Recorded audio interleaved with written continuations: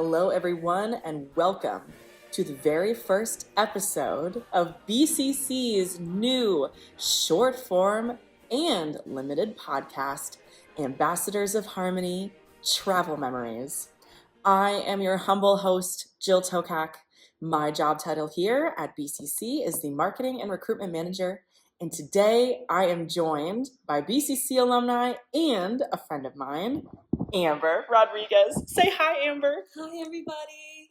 I'm so excited to have Amber here with us today. I'm going to ask her a couple of questions, actually, about what her experience was like with BCC and probably go into a little bit of her tour memories and overall just have a discussion. Because to be real with you, we're also catching up this evening. We haven't seen each other in a while. So you're coming along for the ride with us today. Let's get started. Amber, tell us, what were your years in BCC? From what year to what year? I can't do the math off the top of my head, but I was in the organization for 10 years. I started when I was in third grade, and I did it until I graduated from high school. I remember my choir teacher was like, "You should audition for this thing," and I was like, "Okay."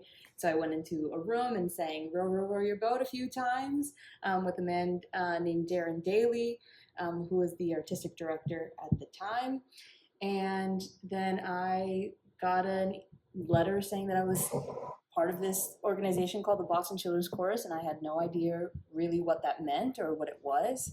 But it ended up becoming one of the most important things and decisions that me and my family have made. I love that. 10 years, you said? Yeah.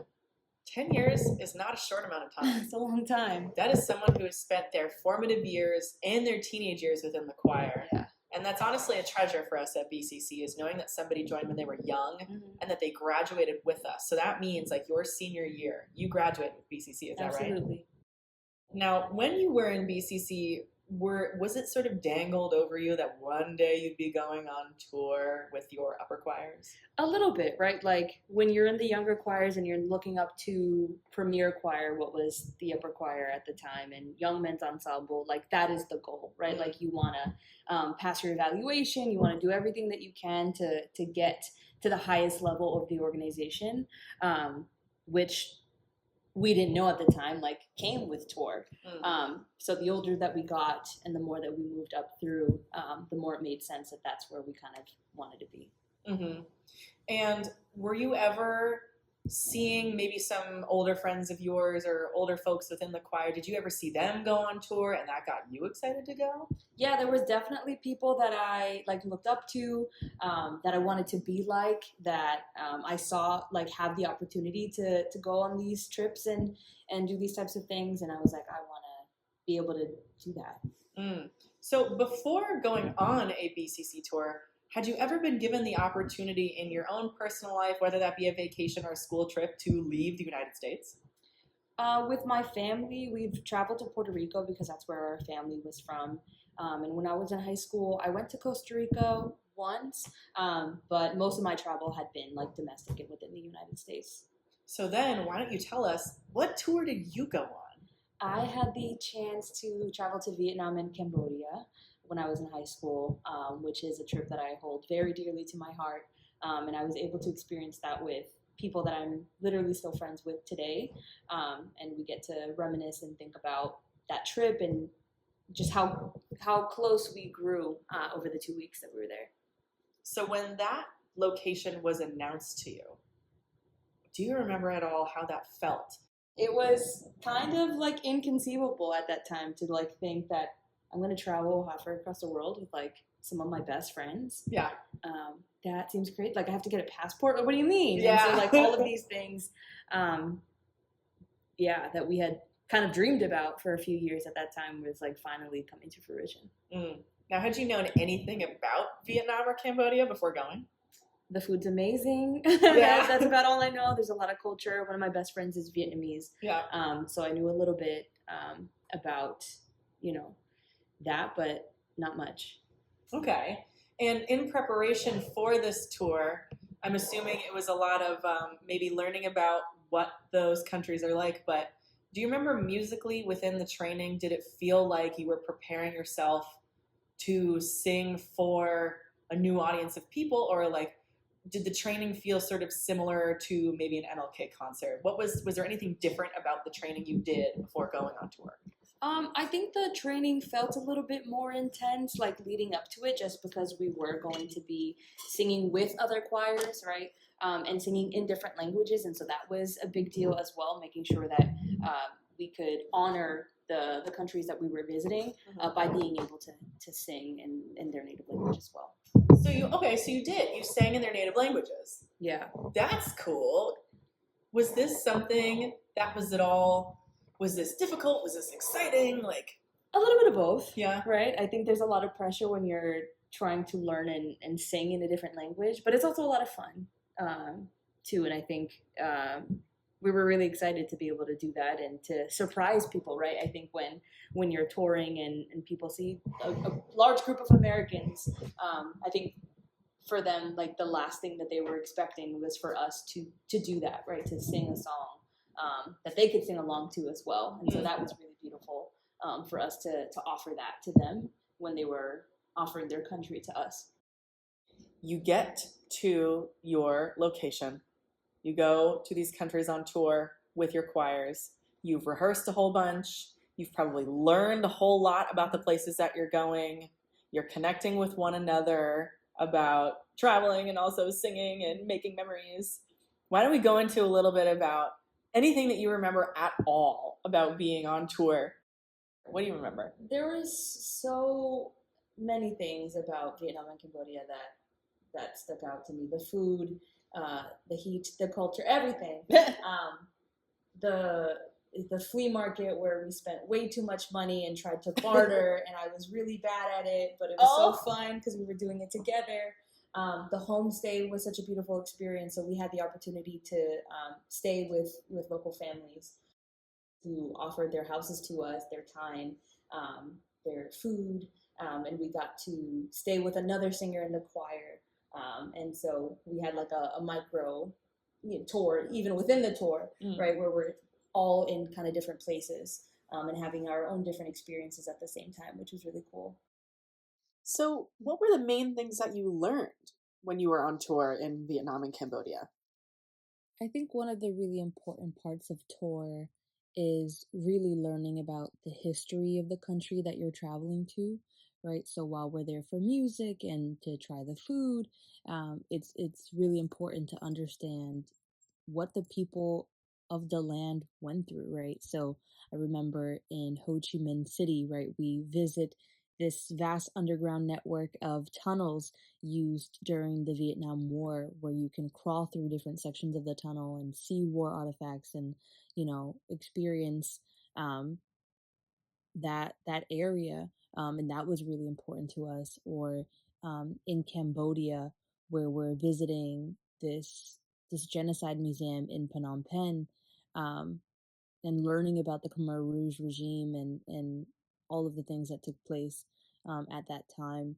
That is really important for us as singers who are, spending time there, who might not have had education of these things, or might not know the vast history of Vietnam and Cambodia. And so that was really important for us, as teenagers that are, in these countries for the first time. While you're on tour, obviously one of the big pieces of it is that you all have a chance to perform in front of audiences, either in some sort of a theater or concert hall, or in this case, at Angkor Wat. So a fun fact is that Anthony Tracy King, the artistic director at the time, he had actually taken some of the songs that you guys had learned and he brought them to New Hampshire All State when I was in sophomore year. And I learned a lot of the same songs that you guys did. One of them being the song that you sang at Angkor Wat, When the Sun Rose Up This Morning. Tell me all about that, because that video is iconic and it truly just seemed magical. Singing in Angkor Wat was one of the most epic experiences I've ever had as a singer. Angkor Wat is this massive temple in Cambodia, and I believe it's one of the largest religious monuments in the world. It's known for its scale, it's known for its beautiful architecture, and I can't remember if we had planned to sing that day or if our artistic director at the time, Anthony Teresa King, just kind of looked at us and said, let's take advantage of this and sing a song. But in any case, we sang When the Sun Rose Up This Morning, which is a beautiful song in and of itself. But it's one of those songs that meant a lot to the singers in the organization. It's one of those songs that, you might have heard during your time or have had the chance to sing as you got into the upper choirs. But it was truly magical, for lack of a better word. Um, the birds are chirping in the background, the sun is shining on us. Other visitors and people who were there just kind of start gravitating towards us and experiencing it with us. Um, and it just felt right. Like, I don't know how else to explain it. Um, but to be singing this beautiful song in this beautiful country, surrounded by these people that have become friends and family, um, it was truly a core memory, and I would give anything to go back to that or to have that feeling again, as a singer. As a special treat, we're going to play just a little bit of your performance at Anchor Watt. So here is a little snippet of When the Sun Rose Up This Morning.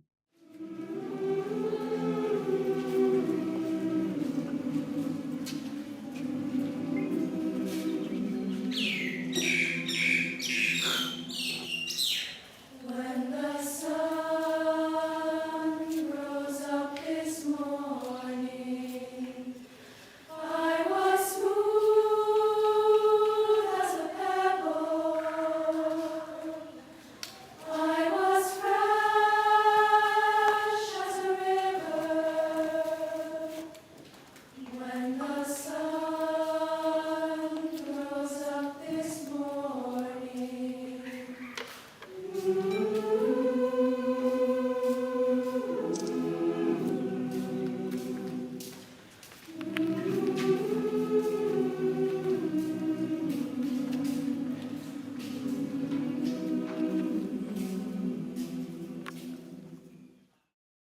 To be completely honest, Anthony Tracy King was one of the only choir directors that I remembered from all 4 years of me going to New Hampshire All-State.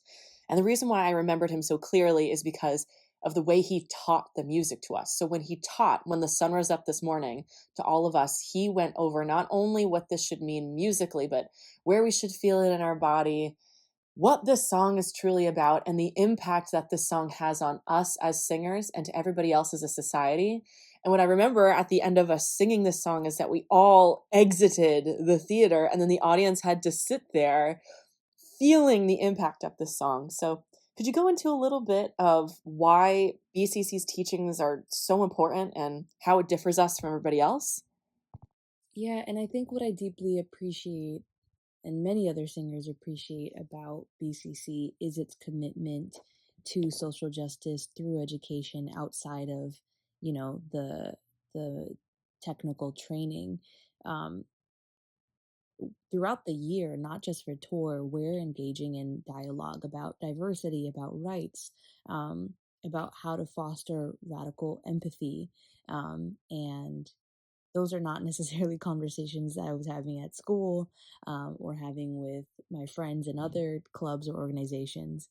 And so to be able to have programming and have concerts, um, explicitly designed around these themes, themes of advocacy, themes of community, was really, really important in my understanding of what music could do and really what we were there for, right? I don't think I had an understanding of that kind of responsibility when I was in third grade, but as I got older, and as I understood, um, what the power of music could do, right, that became more clear.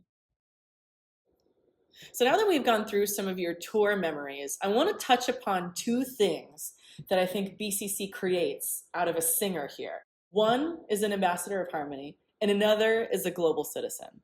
I'll start off with the ambassador of harmony, and the way that I would define this from my time working here and from hearing from others who work at BCC is that an ambassador of harmony is someone who takes the tenets of what you learn here at BCC and you share them with others through song, whether that be in concerts, in pop-up events, or when you go on tour to other countries. And that moves us into BCC then creating a global citizen out of you. And what a global citizen means to us here at BCC is somebody who realizes that not only are you a citizen of your own community here in the city, whether that be actually in it or around it from wherever you come from, but a global citizen is somebody who realizes that you are someone who lives on a planet that has many other countries, many other cultures, and that you realize that like you are one of many, if you will. You're someone who is a part of a collective. When I think about being an ambassador of harmony, I really think about the intersection of art and activism, right? Like, I remember BCC's tagline was something along the lines of using music as a catalyst to promote social change.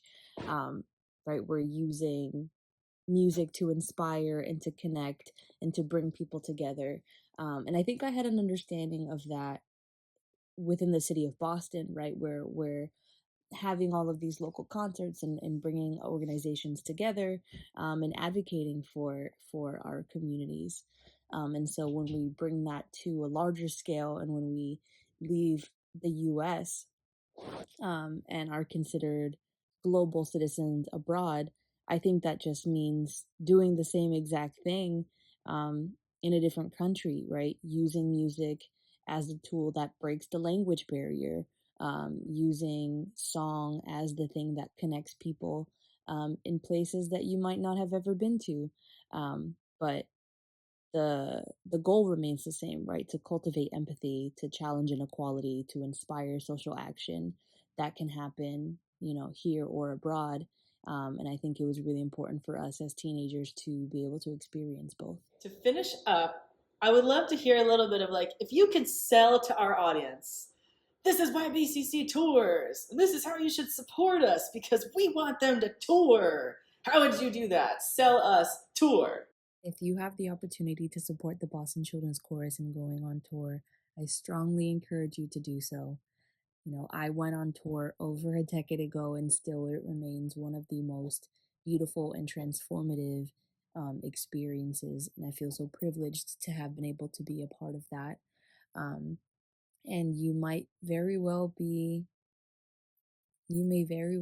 giving a child the opportunity really of a lifetime, but giving a child the experience to see something larger than themselves and experience a different part of the world that they might not be able to if it's not with BCC. So please, please, please support and give students the opportunity to sing and to unite communities and to do what they're good at. This was Amber Rodriguez. Thank you so much for talking with me. Thank you for having me.